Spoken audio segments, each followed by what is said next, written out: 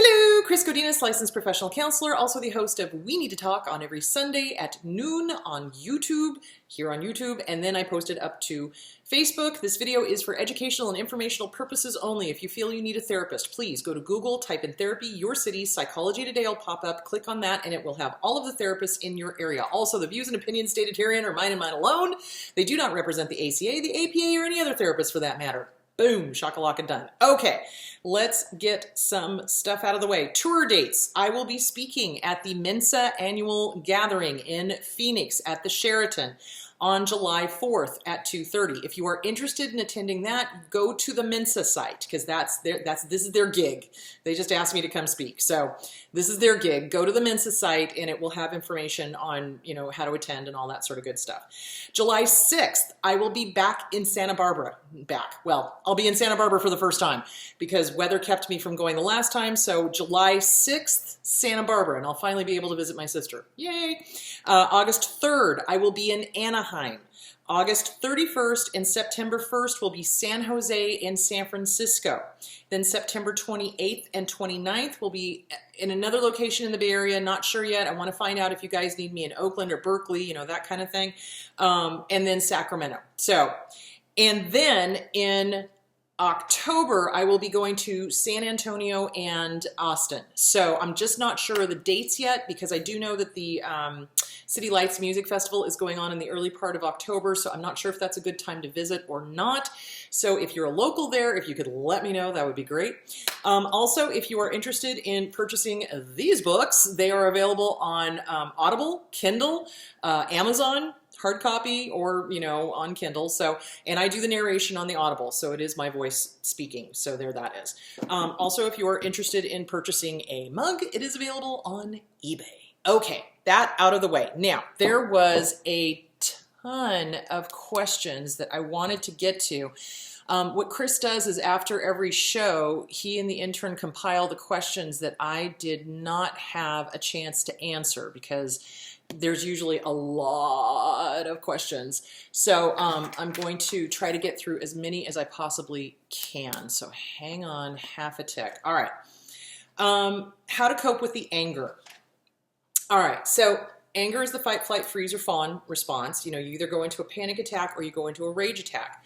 So when coping with the anger, emotions are not bad. It's what we do with them that make them good or bad. If you're raging at somebody, that's not okay. So coping with the anger, write it out.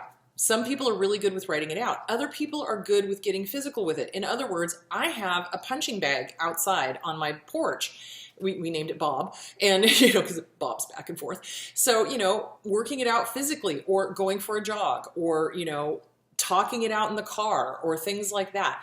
Anger is just directing you to where you have been hurt. So anger is not a pure emotion. Love is love, lust is lust, happy is happy, sad is sad. Anger is always based in the fear of being hurt. How did you get hurt? What are you fearful about? Where did you get hurt? So find that out and work that through. So, I love it. When I say love it, I mean the polar opposite. I love it when I hear these sanctimonious parents go, anger is a futile emotion, blah, blah, blah, blah, blah. No, it's a very helpful emotion in that it lets us know where we have been hurt.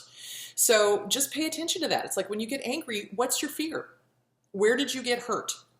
And then start working through that. So you can write it out. You can write and burn a letter. So here's the thing, guys. Talking to your abuser is never going to wake them up. Ever. They're not going to suddenly go, oh my God, I've been an asshole. I need to change my whole life. No, they're not ever going to do that. So it's also working with the inner child and validating the anger of the inner child and reassuring and comforting the inner child and reparenting the inner child because that's what's driving all of this turmoil. So you write it out in a letter and burn it. You get rid of it. You let it go because what we tend to do is we hang on to this resentment and we think that if we are just resentful enough that somehow they're going to get it. No, they're not. All it's doing is harming you. Let it go. I'm going to start singing Disney. Let it go. Just let it go. Let it go. So write and burn, write and shred, write and bury, whatever you need to do. Write and burn. Do not send it. Do not send it. Bad idea. So yeah, that's what you do with the anger. You have a right to be angry. It's because you got hurt. So where did you get hurt? How did you get hurt? Where did you get hurt before this that reminds you? Where did this happen before? So who was the original abusers? So yeah, that's what you want to do. All right, so there's that. Why do we pick up fleas? Okay, when we are raised, and I kind of talked about this yesterday, when we are raised by abusers, they're our role model. Okay, their behaviors are how we learn to operate in the world. So we pick up fleas from them. Now, take that into adulthood, and now we've gotten involved in an abusive relationship. What ends up happening is if we are caregivers, if we are codependent, we start matching the person to try to make them happy. Because remember, the abuser wants to mold you in their image, okay? So at first they come off going, oh, I'm you, I'm you, I'm you, I'm just like you, I'm just like you, I'm just like you. But then once they've got their hooks into you, then they start going, no, you need to behave just like me. Everybody lies. What? Why do you think everybody doesn't lie? Everybody lies. I lie, you lie, everybody lies. And then they start convincing you that their behaviors are normal, and they're not. But then because of the codependency, we start matching them and mirroring them and taking on the fleas that they have, or the nasty behaviors that they have. They become our fleas. And then when we leave the relationship, we're like, oh my God, I have all of these horrible behaviors that I don't like, and they're not even ours. So it's because we've tried to match the abuser. It's because we've tried to twist ourselves into a pretzel so that they'll stop picking on us. Because when we don't act just like them, well, why did you do that differently?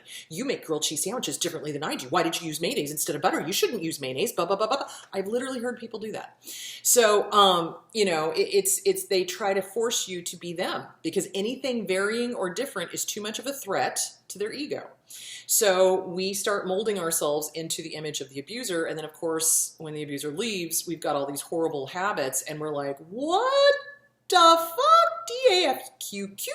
You know, it's no bueno. So that's why we pick up fleas, is because we're trying to appease the abuser. And we did that when we were kids too. If we had abusive parents, we tried to, you know, fly under the radar and mold ourselves and stay out of trouble and not get hit and not get screamed at and all of that stuff. So that's why we pick up fleas. So can you squish them? Yes, it's a learned behavior. So if it's a learned behavior, you can unlearn it and replace it with the positive, good behavior. So, and how do you do that? It's self-esteem. People who have good self-esteem do not give up the core values of who they are. They do not start lying. They do not start abusing by proxy. They do not start harming people. They don't throw people under the bus. They don't lie. They don't. Do you see where I'm going with that? So it has to do with self-esteem. You must build your self-esteem. You want to get rid of the fleas? Build your self-esteem. Find your moral compass. You do that, no abuser on the face of the planet is going to sway you from that. If you've got good, solid self-esteem, you know who the heck you are, you've got your moral compass in place, you're good to go. And no abuser will try to use you because they know they can't. So that's that. It boils down to self-esteem. Can PTSD trigger narcissistic behavior? No. Two totally different issues going on. Now, if the person was a narcissist and experienced some sort of trauma, like a car accident or war or being mugged or something like that, you're going to have both. It's comorbid, okay? But PTSD in and of itself, no, you're not suddenly going to go from, you know, normal citizen to narcissistic POS, you know, just because you have a trauma. So no, it cannot trigger narcissism. It can't. Those are two totally different subjects. If you want to learn more, go look up the diagnostic criteria on Mayo Clinic. You know, look up NPD diagnostic criteria, PTSD diagnostic criteria, Mayo Clinic, Mayo, M-A-Y-O, Mayo Clinic. So look that up, educate yourself. So no, those are two totally different things. No, it cannot trigger narcissistic behavior. No, absolutely. Will it trigger other maladaptive behavior? Yes. So with post-traumatic stress disorder, when triggers happen, people have flashbacks. People literally go into their heads. I mean, I have seen people, oh my God, you know, doing that because they're having a panic attack. So, you know, it can cause a person to relive the past. It can cause a person to go completely in their heads. It can cause a person to have a panic attack. It can cause a person to be hypervigilant, all the time. So, I know a lot of firefighters and cops, and they're so funny because it's like when we go out to a restaurant, they always insist on having their back to the wall and watching the door. And I'm like, okay, I know this. It makes you feel safe. We'll do this. So yeah, I mean, there's things that happen, but it doesn't trigger somebody to be an arrogant, narcissistic, abusive POS. So if they're doing that, it's not just the PTSD. So there's that. All right. Can abuse cause adrenal fatigue? Oh, hell yeah. So think of it this way. We're in an abusive relationship, whether it's a parental relationship, a romantic relationship, a boss, a coworker, somebody that's abusive. We are hyper vigilant the whole time. That's one of the criteria of PTSD and CPTSD is that you're hyper vigilant. So it's like your up periscope is stuck and it's constantly looking for danger. Constant. Where's the danger? Where's the danger? Where's the danger? Where's the danger? Where's the danger? And that takes a toll on the body. Why? Because our brains, although amazing, are somewhat stupid. So the amygdala. Okay. So when the amygdala hears a threat, oh my God, Bruce in accounting is going to come get me. Oh my God, he's out to get me. Blah, blah, blah, blah, blah, blah, blah.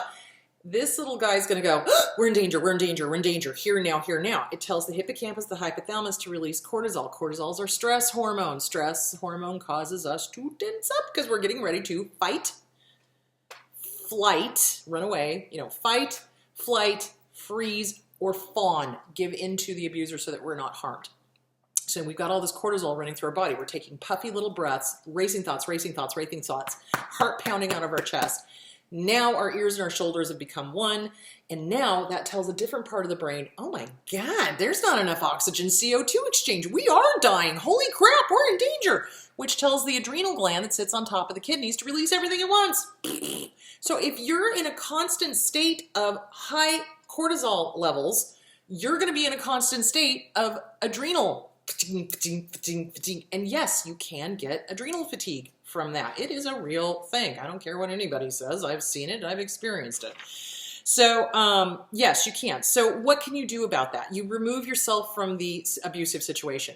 Absolutely. You cannot heal if you are in the environment which is causing you to be sick.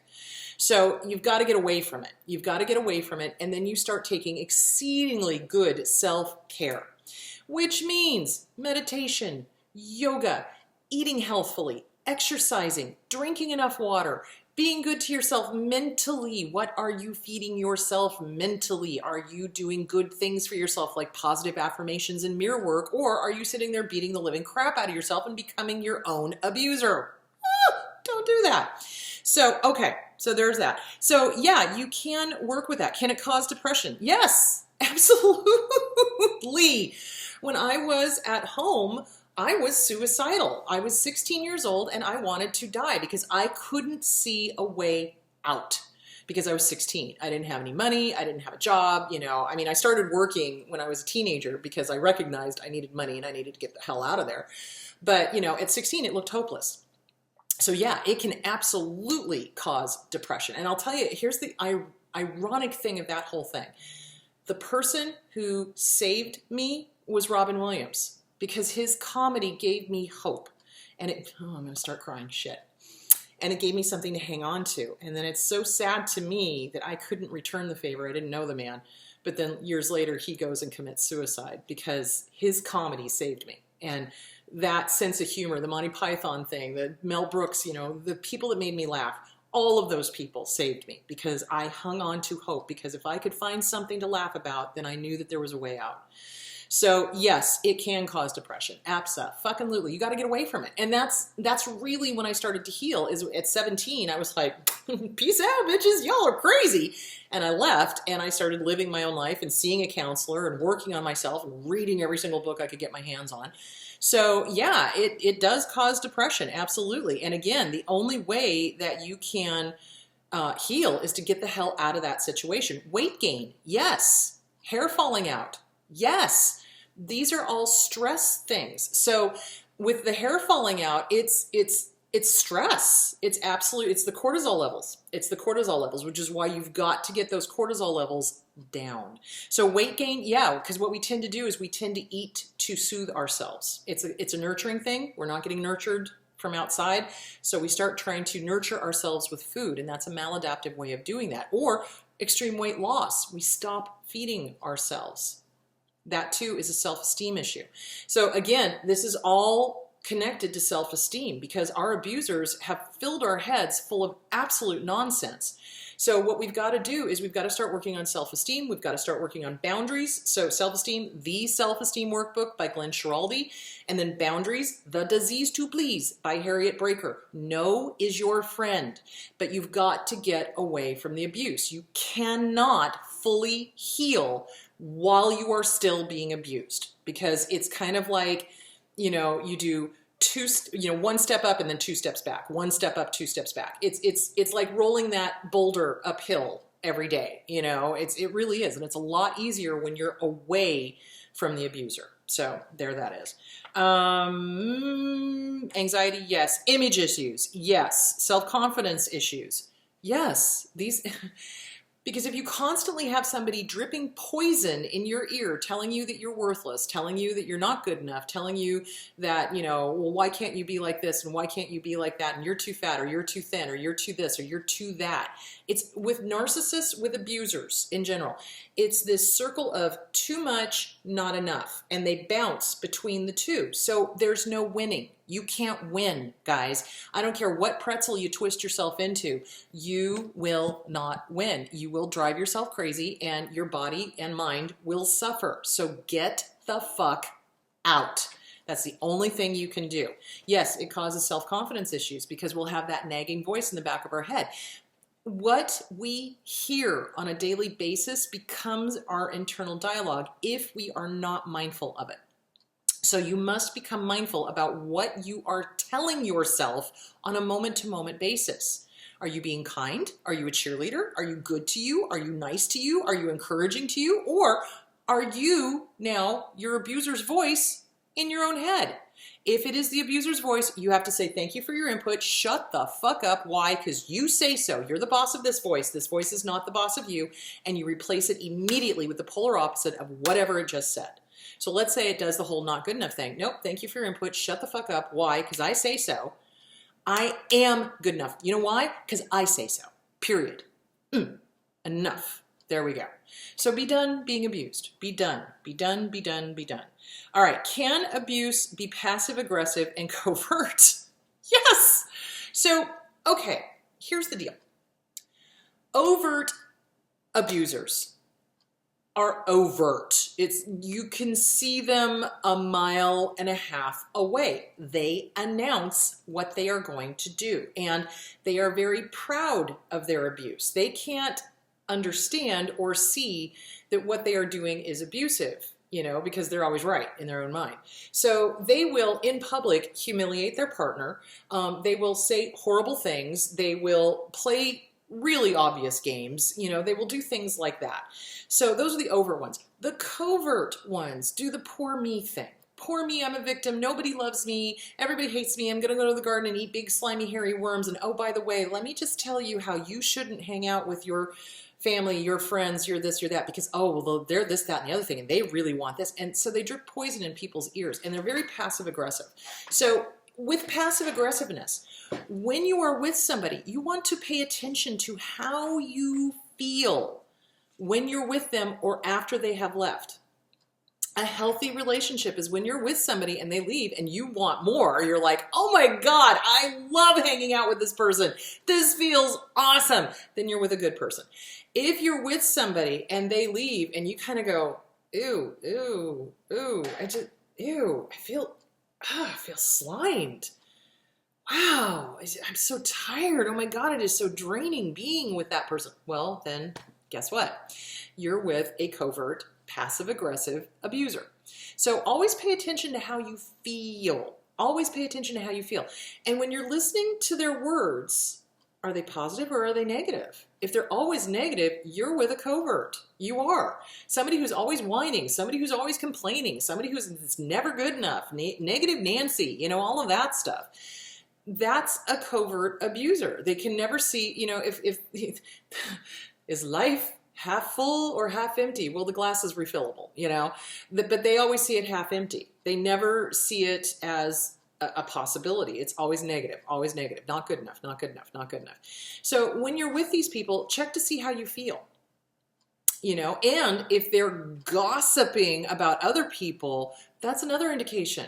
Because they're poisoning. They're trying to get you to not like somebody. They're trying to get you to not hang out with them. They're trying to, but you know, it's not like, you know, family and friends that come up and go, look, we have concerns about this person you're dating because, you know, here's all the red flags. That's different.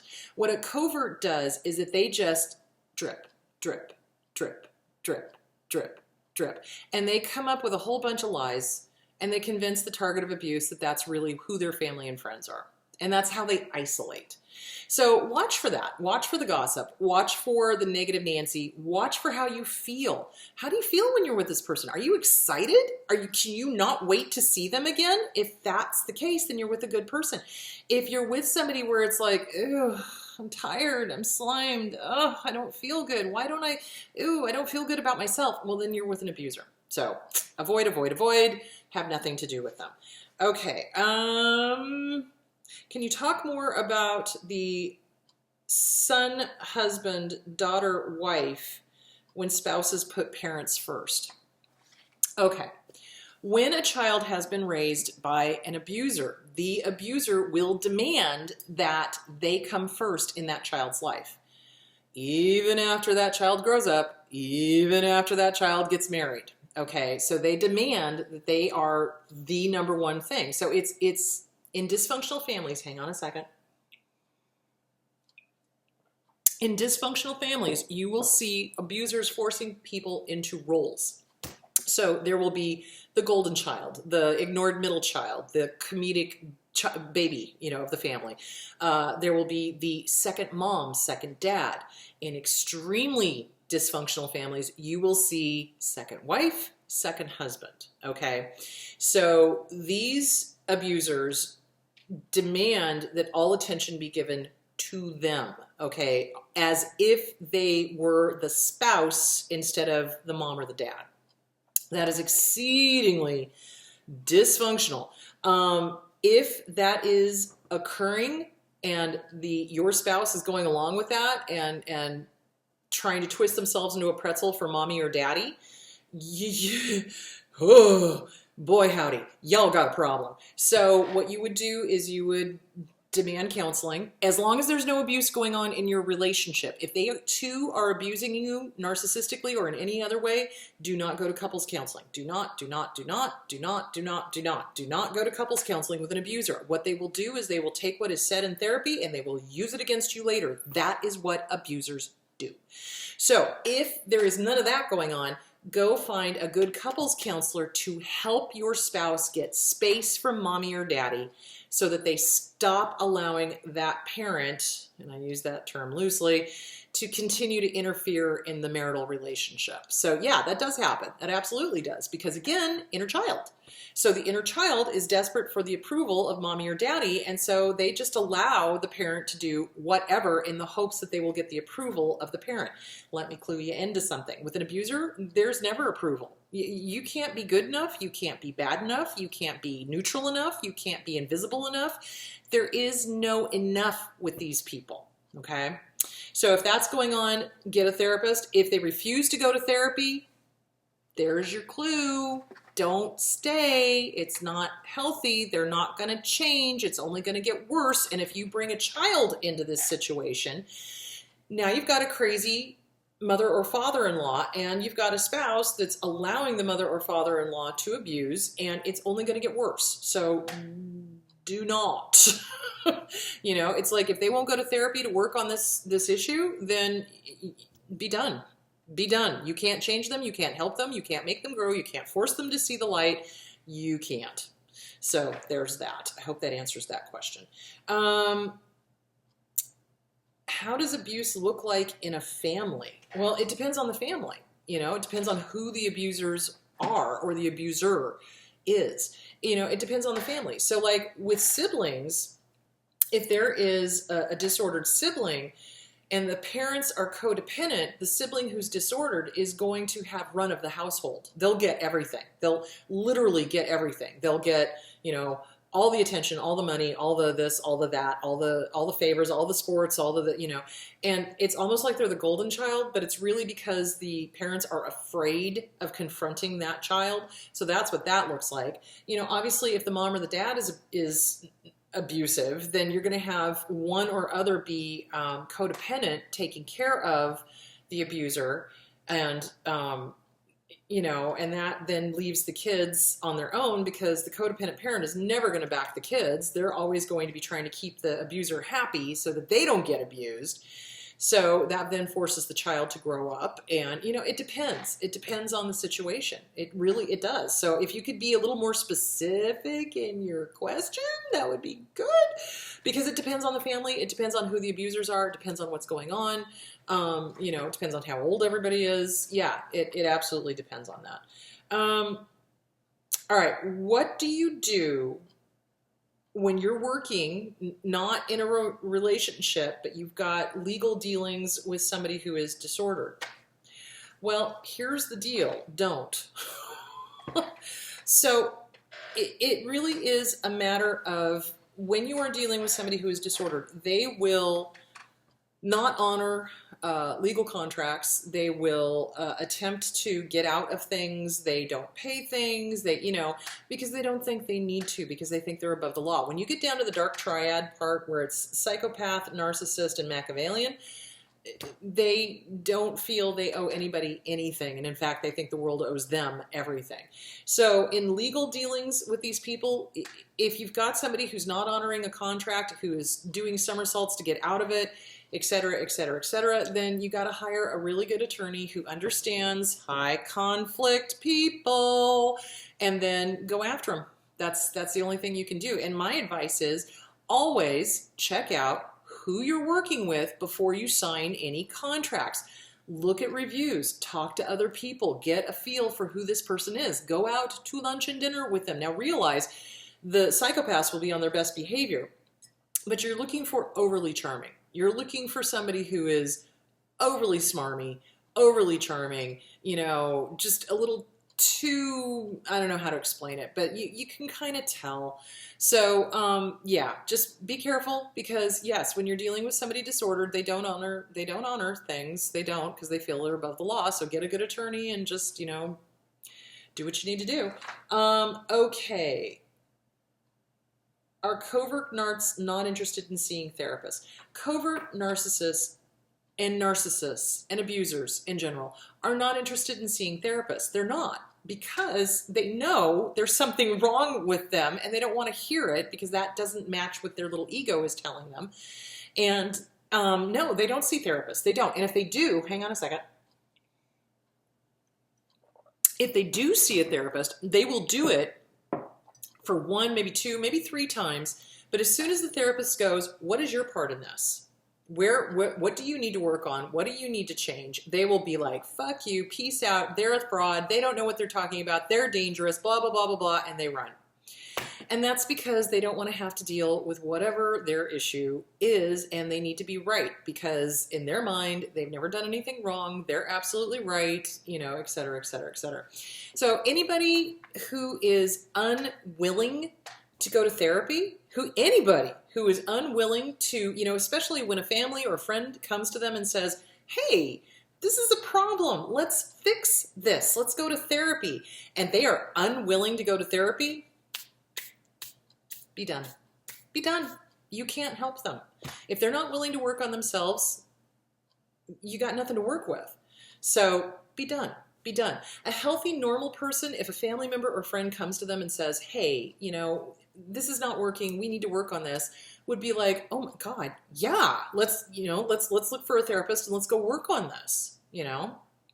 So yeah, covert narcissists and overt narcissists and malignant narcissists and malignant borderlines, no, they will not go to therapy, because they know the therapist will see them for what they are if it is a good therapist, and that they won't be able to sit there and go, oh, it's them, it's them, it's them, it's them, it's them, it's them, because that's what they do. They love to blame and shame, and when they get in with a really good therapist, the good therapist will not allow that, and that's when they bolt, and that's when they start smearing the therapist. So there it is.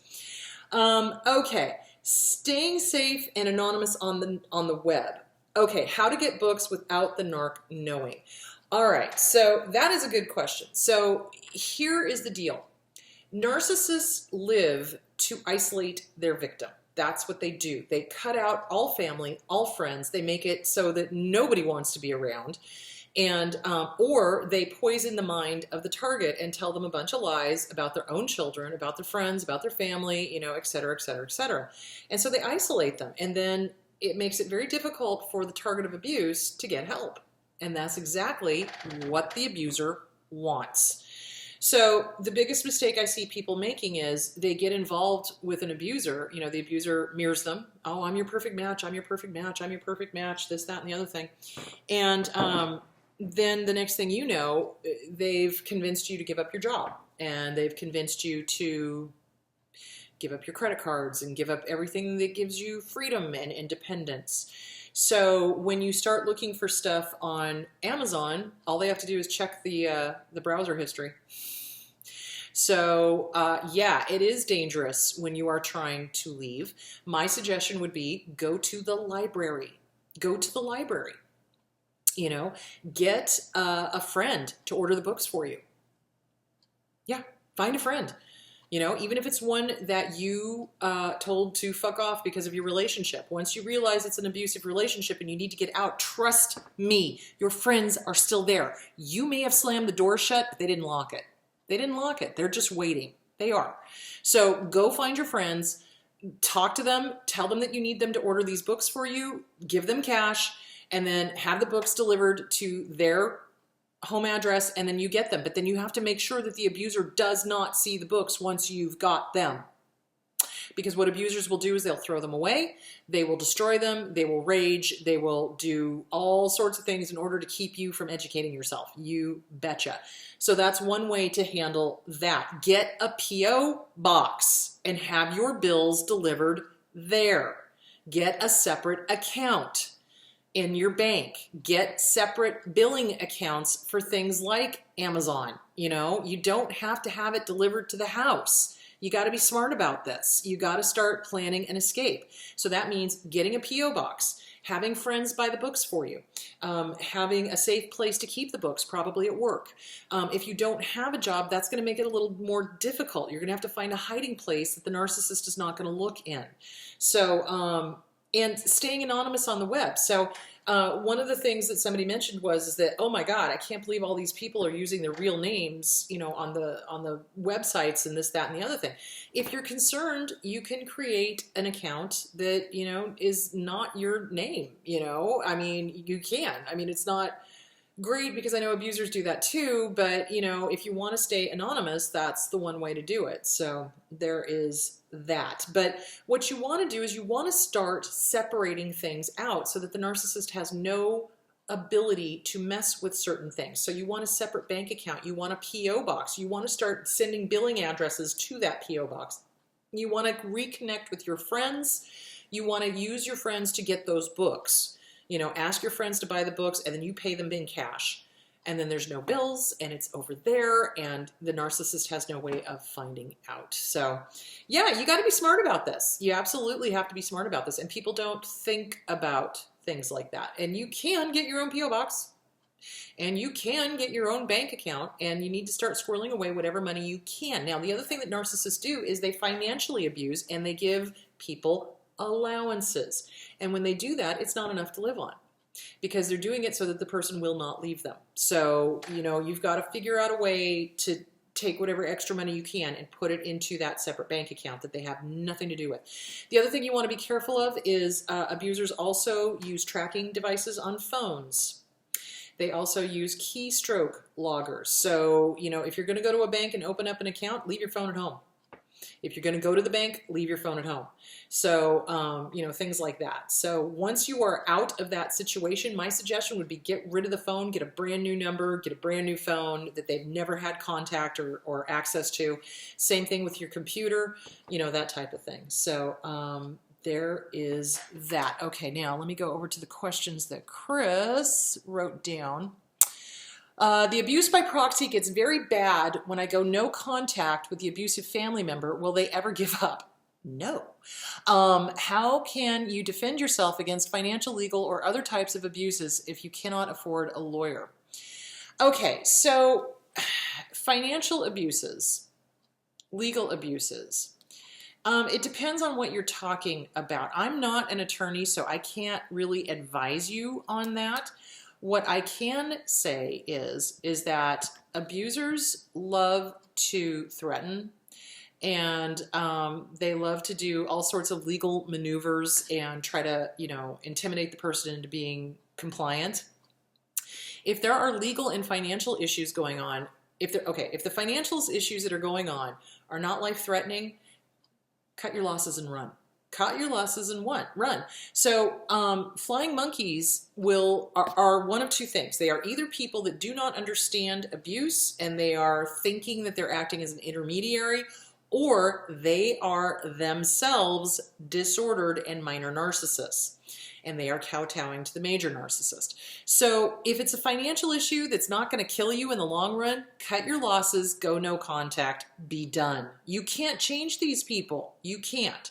And if it is legal issues and they're, you know, huffing and puffing and trying to blow your house down, you can't not afford an attorney. So here's the deal. They're bullies. And as soon as you show them that you're serious and you're not going to put up with this crap, and you hire an attorney and you show that you're not going to play, they generally back off because they're cowards and they're cheap. They don't want to spend their money. They want you to spend your money, but they don't want to spend their money. So depending on what the legal issue is, you can't afford not to have an attorney. Attorneys are great when dealing with disordered people because you can then get enough evidence that's going through a third party. Oh, wow, we've got enough evidence now that we can get an order of protection. There we go. So if it's harassing, if it's blowing up the phone, if it's things like that, get an order of protection and have no contact. Go no contact. Go gray rock, go no contact. So that should take care of that question. Hang on just a second. You know, are attorneys expensive? Yes. Are they worth it? Yes. You get the right one. You get the ones that understand abuse. Get an attorney. Okay. Why do I always go from a good relationship, mostly romantic, to a relationship with a person who is CPTSD broken like me? How do I break the cycle? Codependency. So it's codependency because we base our sense of self on, can I fix this person? And that's not healthy. So that's this, you know, is this person okay? Is this person, you know, giving me kudos? Is this person, you know, that's other esteem. So if this person goes away, kathunk. So it's self-esteem. It's self-esteem. You know, people with self-esteem do not base their self-esteem on other people. They base it on themselves. So it is working on the self-esteem with the Glenn Schiraldi book, the Self-Esteem Workbook, and Boundaries, Breaking the Codependency Cycle with Melanie Beattie, Codependent No More, Beyond Codependent No More, The Disease to Please by Harriet Breaker, you know, books like that. That's what you want to do. All right, let's see what this next question is. I've been given the silent treatment for 5 months by my mother. In order to keep my sanity, I had to cut off family, flying monkeys. How can I now deal with feeling isolated and lonely? Okay, so here's the deal. If you were not related to these people, would you have anything to do with them? If the answer is no, act accordingly. And family is not always blood. Family is not always blood. Your circle, your people, your tribe are the ones who love you and support you. You have to go put yourself out and find your tribe. So that means go do the things you love. Go do the things you love and listen to your gut. If somebody doesn't feel right, have nothing to do with them. Don't listen to the head, don't listen to the heart. Listen to your gut. So does it feel lonely when we cut off the abusive family? Yeah, you bet. Does it feel lonely when we cut off abusive friends? Yeah, you bet, because they weren't friends, they were frenemies. So you get rid of them. And yeah, your closet's going to be empty for a while, but guess what? That means you can go out and find a better fit. So go out and find a better fit. So reframe it. Reframe it. It's like, yeah, I'm kind of alone right now, and that's okay, because now I get to get back into a relationship with me.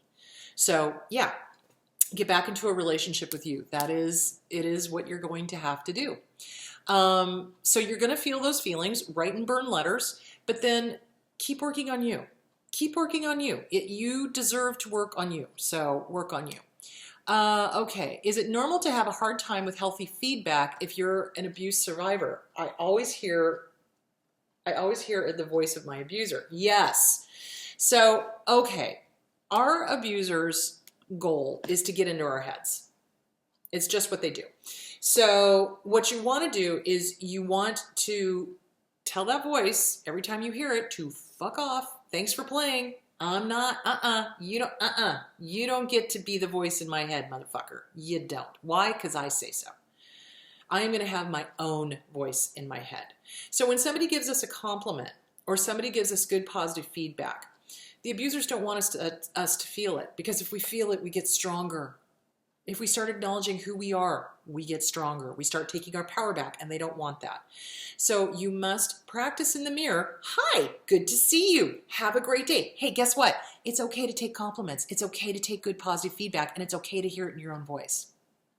You do that every day until it starts happening in your own voice, and it will, but it takes practice. It takes practice. So the whole goal of our abuser is to make sure that we don't hear it in our own voice. So you want to short circuit that big time, and if you're still around the abuser, you got to get away from the abuser. So, okay, my mother-in-law has schizophrenia. Could she get better if she wanted to? No, people. Okay, let's explain schizophrenia here. Schizophrenia is a mutation of the 23rd genome, okay? So what happens is that there is a retrovirus that toggles the 23rd genome. It is genetic, okay? It is a genetic issue. It is not a behavioral issue. It is a genetic issue.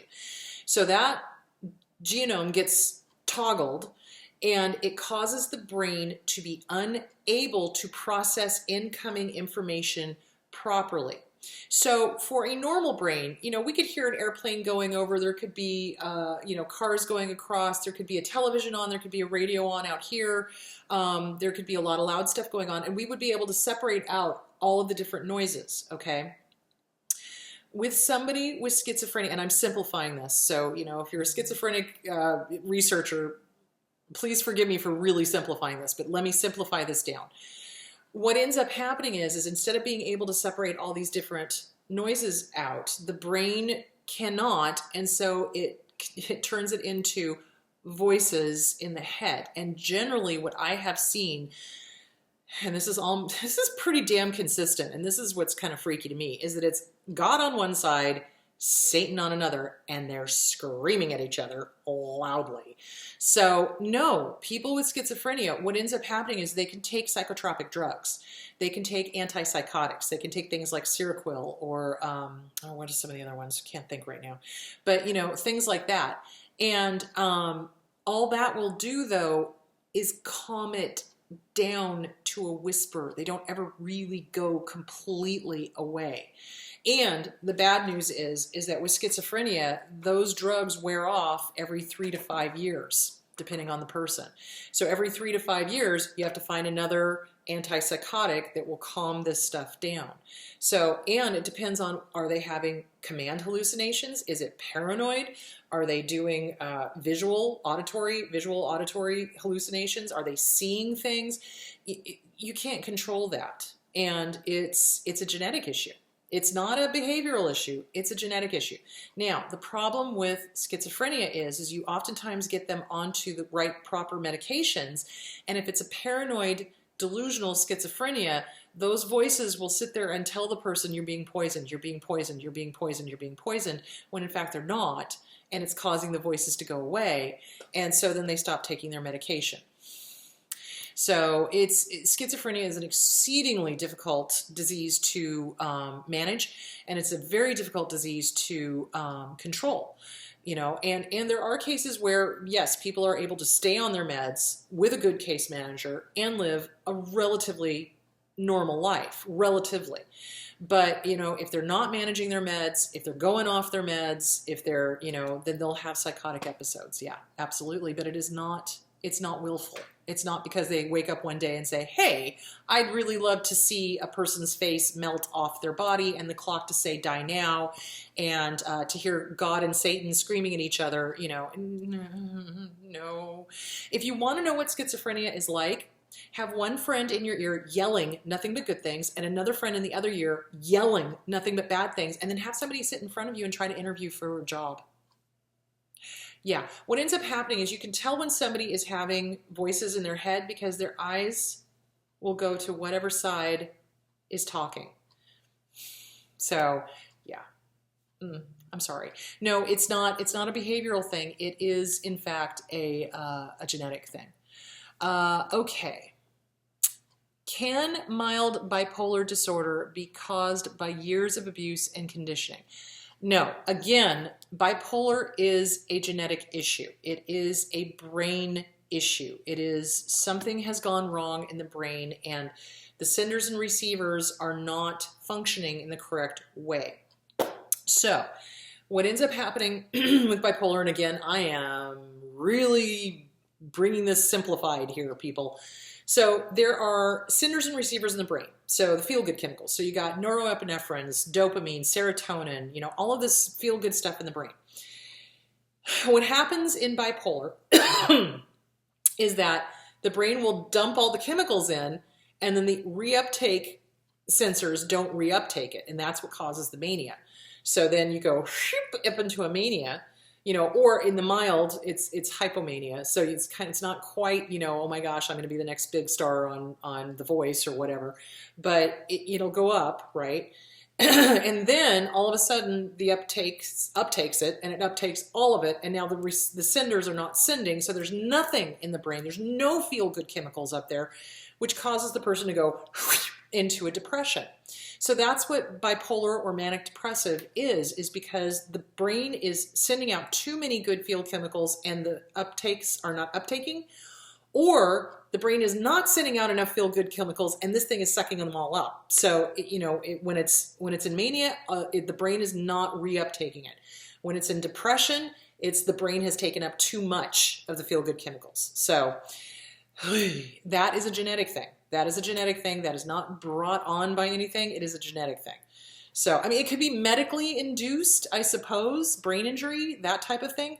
But just from trauma, don't think so. So, but if you want to double check, get with a physician and ask them. So, anyway, there's that. Okay. If a codependent starts a relationship with a non-abusive person, would a non-abusive be tempted to abuse the codependent just because they can't? Well, if they're non-abusive, no. So here's the deal.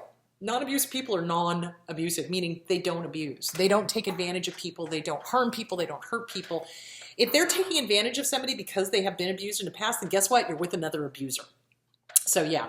So, and codependency needs to be worked on. So abusers look for codependent people. They look for people that want to fix somebody else. So, if this person is with you because you've been abused in the past and they're abusing you now, guess what? They're an abuser. Okay. Will you make a video on the Chris and Shannon Watts case? I would love to hear your particular perspective. Probably not, because that's not my thing. But what I will tell you is that people who kill are psychopaths. So there we go. What is the difference between intermittent explosive disorder and borderline personality disorder? My son's girlfriend was diagnosed with intermittent explosive disorder, but she acts like BPD. All right. What you're going to want to do is you're going to want to go to the Mayo Clinic and look up the different criteria for both. Now, with borderline personality disorder and with narcissistic personality disorder, they both rage. Okay, well, if they're further down on the spectrum. So down here you have traits of, down here you have malignant. So with the quiet borderlines, they don't usually rage. They usually internalize their angst and whatever's going on, and they make it about themselves, and they cut and they harm themselves, and that's not good. As you move further down the line, so you go quiet, hermit, queen, and witch, okay? So the queen and the witch rage. They just, because they're trying to control. So with borderline personality disorder, the issue with that is a fear of abandonment. They have explosive relationships with people. Friends do not stick around. They are terrified of abandonment, and they will go to extreme lengths to avoid abandonment, or they will abandon somebody so that they don't get abandoned first. They do rage, etc., etc., etc. That can be a part of borderline personality when it gets down to the more malignant end of the spectrum.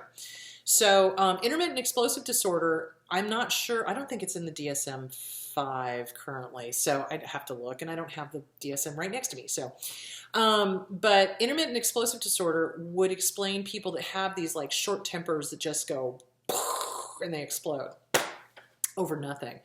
So, yeah, borderlines do that. Absolutely. They do have those explosive rages, and other behaviors are extreme attempts to avoid abandonment, being very clingy, either that or being very pushing away, trying to avoid being abandoned first, you know, that type of thing. So go to the Mayo Clinic, look up borderline personality disorder signs and symptoms, look up intermittent explosive disorder signs and symptoms, and you'll see that there's some similarities, but there's also some differences. So there is that. Okay.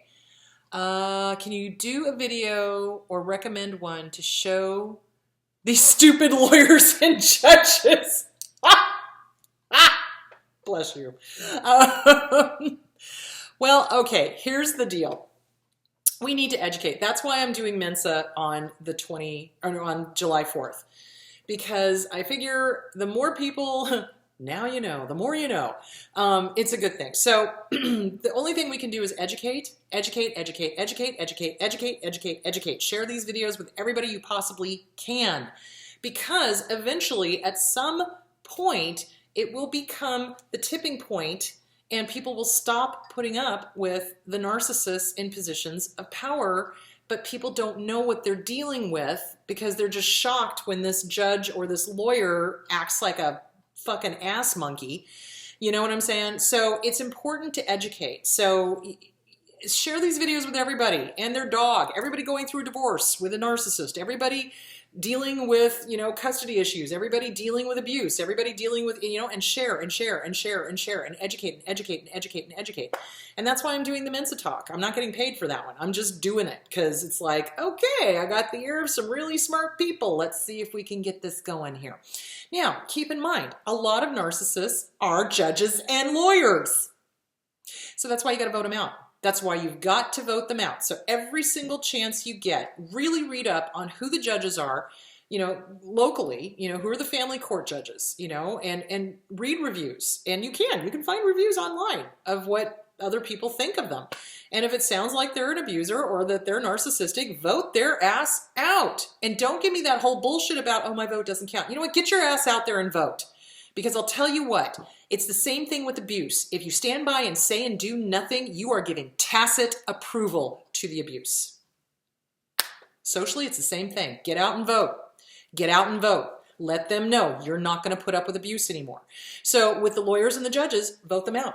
Vote them out and don't use them. If the lawyers are abusive, if they're narcissistic, if they're whatever, word of mouth, people. Now, you don't want to slander. You don't want to libel anybody, but you do want to be an advocate for who the good lawyers are. So when you find a good lawyer, like Brent Bryson, who's my buddy, who's here in Mesa, who's awesome with high conflict divorces, you scream it to the ceiling. You scream it to the rafters. You from the balcony. You Brent Bryson! You know, you let them know that they're awesome and you get the business to them. So loud and proud, people, share, share, share, educate, educate, educate. Have people read The Object of My Affection is in My Reflection, Coping with a Narcissist by Raquel Lerner. You know, it's like they're everywhere and they're in positions of power. So look up your judges. Really read the review of your judges. And if they are narcissistic, the next chance you get, vote their ass out. So there it is. Okay, hope that answers that question. Okay. Oh my God. I think I answered all the questions. That is awesome. Okay. This Sunday, I will be hosting Suzanne Quintana. Susanna Quintana, she will be talking about her new book and parenting as a single mom with a narcissist, you know, divorcing them and all of that stuff that she had to go through. She's amazing. I love her. The next weekend after that, the next Sunday, so the 17th will be Susanna Quintana, and the next weekend after that, I am going to be talking about sex as a weapon. So how the abusers use sex to suck you in, and then how they withhold it to make you stay. So anyway, that will be it. All right, you guys, go have a great day, and I will talk to you later. Bye.